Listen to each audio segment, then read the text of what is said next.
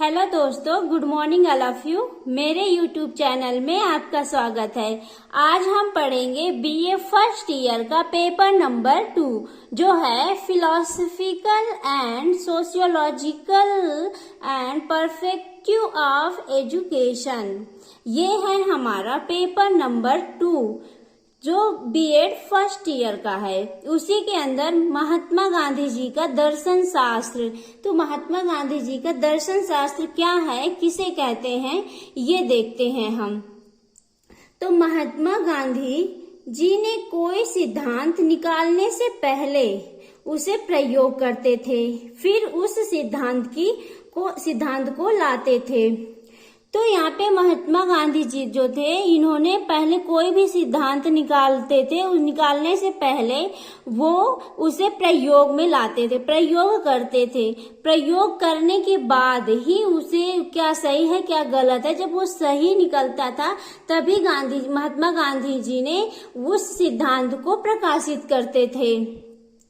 फिर महात्मा गांधी जी ने शिक्षा दर्शन तथा पद्धति समय समय पर किए गए। तो जो शिक्षा दर्शन या पद्धति था उसे समय समय पर प्रयोग का परिणाम इस प्रकार है।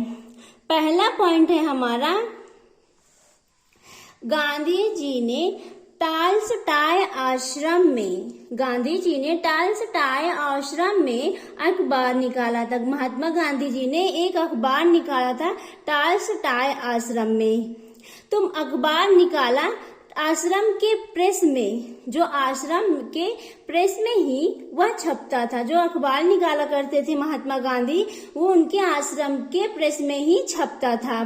तो प्रेस को केंद्र मानकर उन्होंने यहाँ पे क्या है, ये महात्मा गांधी है। महात्मा गांधी जी ने शिक्षा के प्रयोग स्वयं अपने एवं आश्रम के बच्चों पर किया करते थे। जो सिद्धांत निकाला करते थे वो अपने और स्वयं जो आश्रम के बच्चे थे उसमें किया करते थे। दूसरा पॉइंट है हमारा, महात्मा गांधी जी का शिक्षा दर्शन उनके जीवन दर्शन से प्रभावित था। तो महात्मा गांधी का जो शिक्षा दर्शन था उनके जीवन दर्शन से प्रभावित था। तीसरा पॉइंट है हमारा, महात्मा गांधी जी को विद्यमान शिक्षा प्रणाली के प्रति असंतोष था। तो मतलब क्या है कि महात्मा गांधी जी को विद्यमान शिक्षा प्रणाली के प्रति असंतोष था। फोर्थ पॉइंट है हमारा, महात्मा गांधी यह मानकर चलते थे कि भारत का सामाजिक, धार्मिक, राजनीतिक एवं आर्थिक कल्याण शिक्षा की पुनर्रचना से संभव है। तो महात्मा गांधी का मान के यह चलते थे कि भारत का सामाजिक, धार्मिक, राजनीतिक एवं आर्थिक कल्याण शिक्षा के पुनर्रचना से संभव है। मतलब हमारे भारत देश में ये फिर से रचना करने का संभव है, फिर से रचना किया जा सकता है। अब देखते हैं गांधी के शिक्षा दर्शन की विशेषताएं। गांधी जी के जो शिक्षा दर्शन था उसकी विशेषताएं क्या है। तो महात्मा गांधी जी के शिक्षा दर्शन के प्रमुख विशेषताएं निम्नलिखित इस प्रकार है। तो निम्नलिखित का मतलब होता है नीचे लिखा हुआ है। ये निम्नलिखित वर्ड जो है इसका मतलब होता है कि नीचे लिखा हुआ है। तो पहला पॉइंट, विशेषताएं में पहला पॉइंट है शिक्षा दर्शन में आदर्शवाद। मतलब शिक्षा दर्शन में आदर्शवाद होना चाहिए। व्यवहारिक शिक्षा दार्शनिक होता है। जो मनुष्य के व्यवहारिक शिक्षा होती है वो दार्शनिक होना चाहिए, फिलॉसफी होना चाहिए। तीसरा पॉइंट है गतिशील शिक्षा दर्शन। शिक्षा दर्शन में गतिशील होना चाहिए। फोर्थ पॉइंट है बालक महत्वपूर्ण। तो शिक्षा दर्शन में बालक का महत्वपूर्ण योगदान होता है। तो पांचवा पॉइंट है सच्ची शिक्षा। तो शिक्षा दर्शन के अंदर जो भी शिक्षा दी जाती वो सत्य होनी चाहिए। सिक्स्थ पॉइंट है हमारा क्रिया तथा अनुभव। क्रिया, बच्चे जो होते हैं क्रिया करते हैं तथा उसे अनुभव करते हैं। जो कार्य करते हैं उसके साथ साथ वो करने का कार्य जो किया है उसको अनुभव भी करते हैं।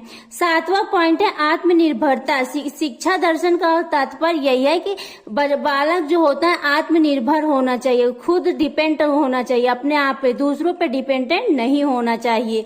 ये था हमारा शिक्षा दर्शन की विशेषताएं। अब हम देखते हैं शिक्षा दर्शन के उद्देश्य। शिक्षा दर्शन के उद्देश्य क्या क्या हैं ये देखते हैं।